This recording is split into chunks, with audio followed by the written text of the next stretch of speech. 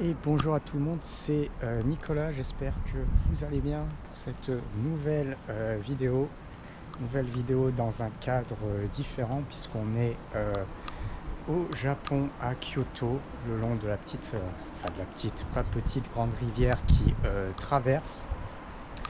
Et l'été c'est plutôt sympa, donc j'étais jamais venu ici en plein été, donc j'avais juste eu quand j'étais venu ici, j'étais venu en mai une fois, et c'était pas forcément très longtemps. Et puis sinon, j'étais venu fin octobre, début novembre. Fin octobre, début novembre. Et du coup, j'étais pas vraiment venu en été. Et c'est pas mal en été, mis à part la chaleur en fait. Alors moi, pourquoi je viens en fait plutôt sur ce quartier, sur ce coin-là, Kyoto. En fait, il y a différentes raisons. En fait, disons que c'est ce qui est le plus pratique en fait. Si tu rapportes un petit peu tout ce qui est rapport, je dirais, qualité-prix pour éventuellement les hôtels ou les Airbnb, liés potentiellement qu'il y ait beaucoup de monde ou pas forcément beaucoup de monde. En plus de ça, il peut y avoir également le problème pour pouvoir venir ici, ça veut dire qu'il y a aussi des fois les prix des avions. Et effectivement, suivant les saisons, c'est pas forcément toujours évident. Donc là, c'est pas forcément une pleine saison. Donc c'est plutôt pas mal. Alors moi, je parle pas très fort parce qu'ici, j'aime pas trop. Déjà, moi de base, j'aime pas trop déranger les gens avec des caméras. Déjà, moi, qui plus est, encore plus avec le temps. Et deuxièmement, en plus de ça, encore plus ici, j'ai pas trop envie de déranger les gens. C'est pour ça que je vais pas forcément aller dans des endroits où c'est blindé de monde parce que j'ai pas trop envie de déranger. Surtout que là, des fois, il y a certains quartiers, ils sont pas forcément tout le temps des étrangers avec des caméras ou quoi que ce soit. Donc je vais plutôt rester dans des endroits où il n'y a pas forcément trop de monde, où c'est beaucoup plus tranquille, comme par exemple ici. C'est parfait pour une petite marche de soirée.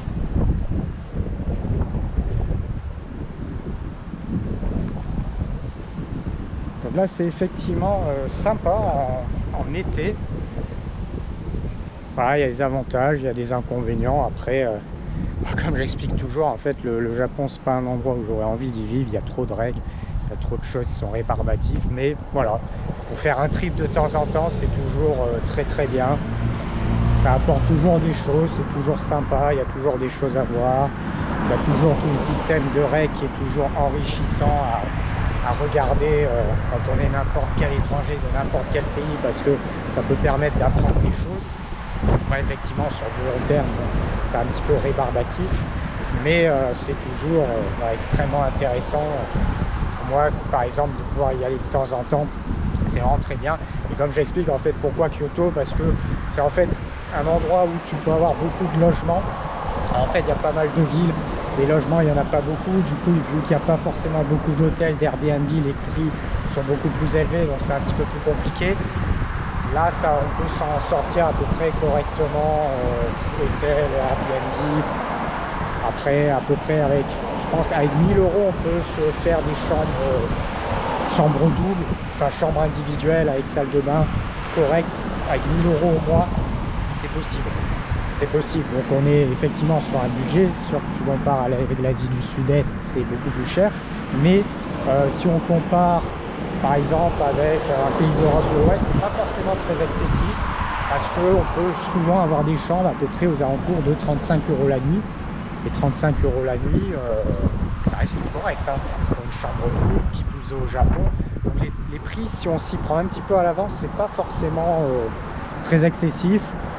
Après, de toute manière, quand tu es sur place, on te voit la nourriture, les choses comme ça, plus le yen qui est pas vraiment au top, même plutôt bas, même si ça va probablement être un petit peu différent je pense, dans les mois qui viennent. Le coût de la vie reste pour le Japon vraiment intéressant, qui plus est en ce moment. Donc que ce soit pour se déplacer, aller manger.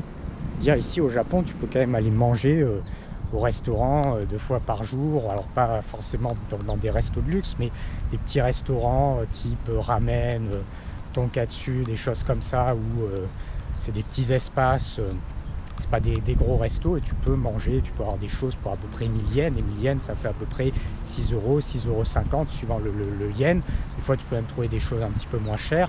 Donc, tu peux des fois manger pour 5-6 euros. Donc, il y a quand même tous les plats de base qu'on peut avoir accès pour quelque chose qui n'est pas forcément très accessible, qui est accessible en tout cas pour moins de 10 euros pour énormément de choses sans aucun problème.